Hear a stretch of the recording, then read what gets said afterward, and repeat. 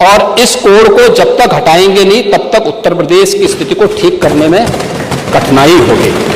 और इसीलिए मैं आपसे कह रहा था, आप तो लोकतंत्र सेनानी हैं, मैं आपकी उम्र का सम्मान करता हूं, आपकी सहजता सरलता का भी सम्मान करता हूं और हमेशा आपको सम्मान भी देता रहा हूं। इसलिए भी क्योंकि इस माननीय सदन के देश के सबसे बड़ी विधानसभा के स्पीकर के रूप में एक शानदार काम आपने किया। एक जनप्रतिनिधि के रूप में एक लंबे समय में संघर्षशील जीवन, एक सामान्य परिवार से उभर करके आप आगे बढ़े और इसलिए कभी कभी सही बात बोलने की हिम्मत भी कर पाते हैं।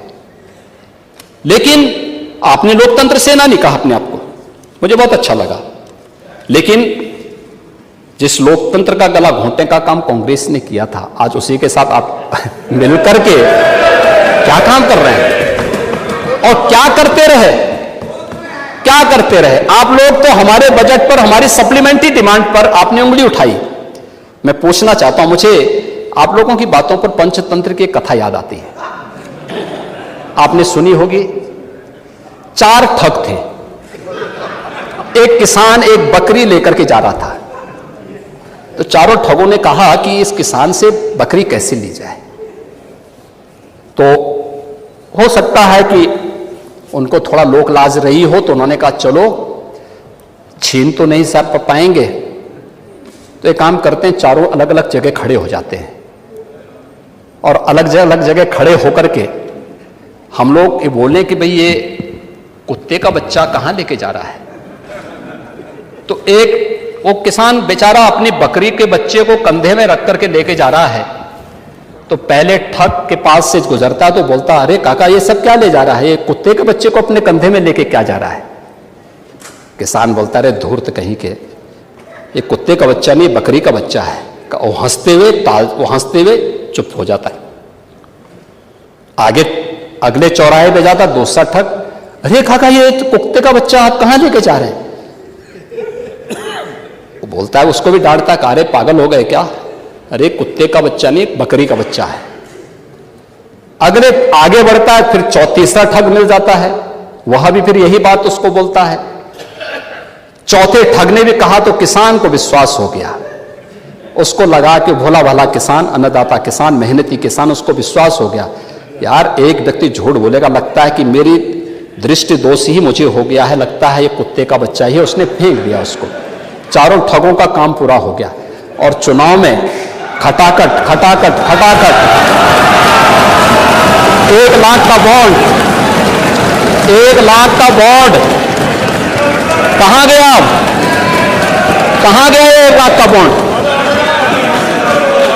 1 लाख का बॉन्ड। और मैं इसीलिए कह रहा हूं, शिवपाल जी भाग गए यहां से, लेकिन मैं कह सकता हूं खटाखट नहीं, 27 में सपा चट के लिए तैयारी रही, 27 में सपा चट। 1 लाख बॉन्ड के लिए हम लोग भी मांगेंगे हिसाब, 1 लाख का बॉन्ड कहां गया। और मैं तो आप सबसे कहूंगा, एक बार जाइए जनता जनार्दन के सामने, पूछिए उनको कि भाई 1 लाख का हिसाब मांगे इन लोगों से, पैसा गया कहां, कौन खा गया, खाने वाले लोग कौन है 1 लाख का। दूसरा संविधान का गला घोंटने वाले लोग कौन थे। और कहते हैं कि मोदी जी तीसरी बार आएंगे तो संविधान समाप्त कर देंगे। मोदी जी तो 10 वर्षों से हैं। बाबा साहब भीमराव अंबेडकर जी का जितना सम्मान मोदी जी ने किया, पंच तीर्थों का निर्माण किया, बाबा साहब भीमराव अंबेडकर के जन्म स्थल मऊ मध्य प्रदेश में भव्य स्मारक का निर्माण किया। बाबा साहब भीमराव अंबेडकर से जुड़े हुए, जहां उन्होंने अपने उच्च शिक्षा अर्जित की थी, इंग्लैंड की उस मकान को खरीद करके अनुसूचित जाति के बच्चों के लिए हायर एजुकेशन के लिए स्कॉलरशिप की व्यवस्था की और उसके लिए इंडिया हाउस के रूप में उसे स्थापित करके इसको बाबा साहब भीमराव अंबेडकर का एक स्मारक इंग्लैंड में भी बनवाया और स्कॉलरशिप की व्यवस्था की। ये मोदी जी के कारण हुआ। बाबा साहब भीमराव अंबेडकर ने अपना सार्वजनिक जीवन दिल्ली के अंदर जिस मकान में रह के किया था, उससे बाबा साहब भीमराव अंबेडकर का स्मारक बनाने का काम मोदी जी ने किया। बाबा साहब भीमराव अंबेडकर ने सामाजिक व्यवस्था के खिलाफ बौद्ध धर्म यानी दीक्षा जहां नागपुर में जिस स्थल पर ली थी उसे भव्य स्मारक बनाने का काम मोदी जी ने किया। बाबा साहब भीमराव अंबेडकर की चैत्य भूमि मुंबई को भव्य स्मारक के रूप में स्थापित करने का काम मोदी जी ने और भारतीय जनता पार्टी की महाराष्ट्र की सरकार ने किया। मोदी जी को आप यहां पे मोदी जी के बारे में गलत सूचनाएं देते रहे और बाबा साहब भीमराव अंबेडकर को हराने वाली कांग्रेस आज जनता को गुमराह करने में सफल हो गई है। वही पंचतंत्र की कथा मुझे याद आ गई। आरक्षण समाप्त कर देंगे। आरक्षण मैंने तो आपके सामने एक झलक प्रस्तुत की। आपके समय ओबीसी के जितने छात्रों की, समाजवादी पार्टी के समय जितने भी नियुक्तियां हुई हैं 27% भी उसमें आरक्षण नहीं मिला है। 27% भी किसी भी नौकरी को आप उठा करके देख लीजिए, मैं दावे के साथ कहता हूं 27% भी ओबीसी के छात्रों को नौकरी नहीं मिली। पिक एंड चूज होता था। क्या ये सच नहीं?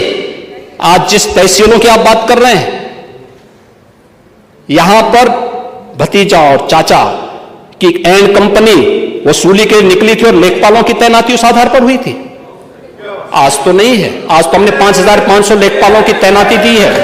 एक भी जगह कोई उंगली नहीं उठा सकता, कोई नहीं उठा सकता। जब ये नौजवान जाएंगे एक ट्रांसपेरेंसी आएगी। आप अंत में बोल देना, पढ़िए आप उसके बाद बोल रहे। हाँ आप बोलेगा, मैं आपकी बात को सुनूंगा। लेकिन मैं केवल ये बोलना चाहता हूं कि आप लोग ये पंचतंत्र की कथा को क्यों दोहराने का काम कर रहे हैं? कभी फिर से पूरी नहीं होने वाली है।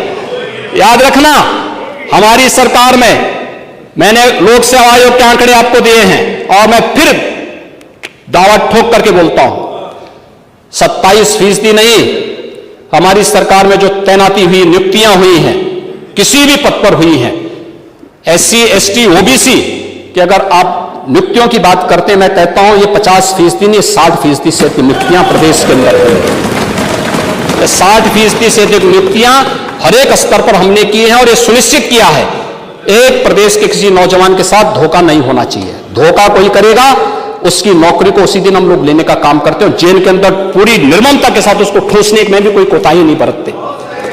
आपको बुलडोजर से डर लगता है, लेकिन ये निर्दोष के लिए नहीं है, उन्हीं अपराधियों के लिए है जो प्रदेश के नौजवानों के भविष्य के साथ खिलवाड़ करते हैं, जो प्रदेश के व्यापारी और बेटी की सुरक्षा में सेंध लगाने का काम करते हैं, जो प्रदेश के अंदर अराजकता पैदा करके सामान्य लोगों का जीना हराम करते हैं। मेरा दायित्व तो बनता, मैं यहां नौकरी करने नहीं आया हूं, कतई नहीं।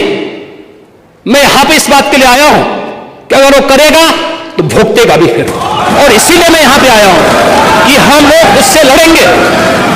ये लड़ाई हमारी सामान्य लड़ाई नहीं है, ये प्रतिष्ठा की लड़ाई भी नहीं है। मुझे प्रतिष्ठा प्राप्त करनी होती तो मुझसे इससे ज्यादा प्रतिष्ठा अपने मठ में मिल जाती है, कोई आवश्यकता नहीं मेरे लिए। लेकिन इस प्रकार के गुमराह भरे तथ्यों को लेकर क्या बातें हैं आप लोग बोलते हैं, इस प्रकार के अनावश्यक बातों की तरफ आप ध्यान आप इस प्रकार की चर्चाएं करते हैं।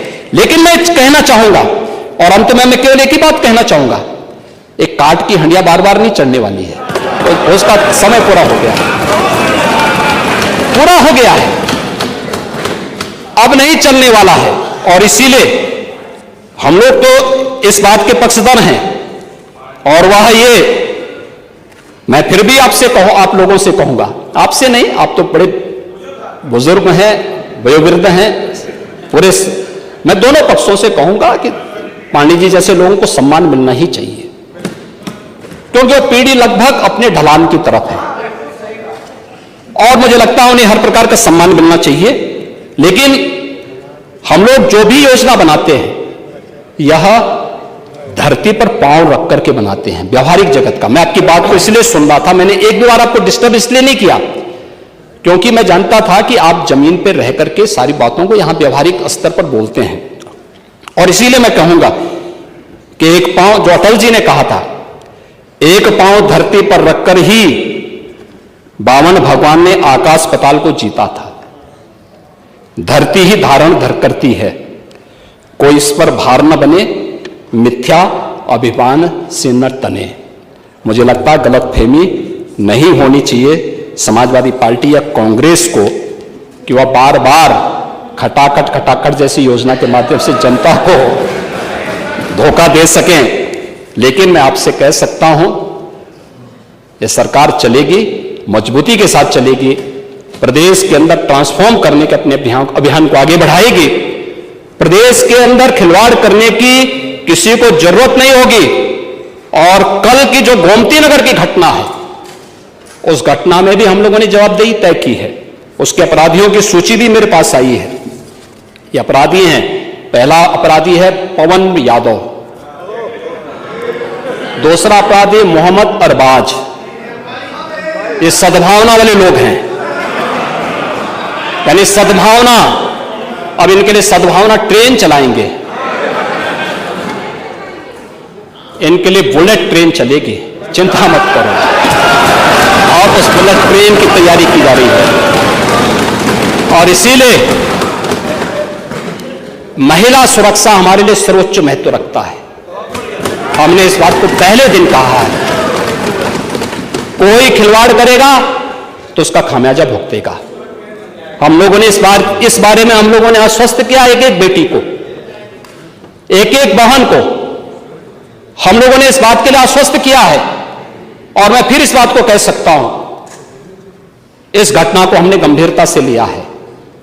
और गंभीरता से लेने का परिणाम है, पूरी चौकी को सस्पेंड किया है, इंस्पेक्टर को सस्पेंड किया है, डिप्टी एसपी, एडिशनल एसपी और डीसीपी, इन सबको वहां से चेंज करके इनके खिलाफ भी कार्रवाई हमने प्रारंभ की है।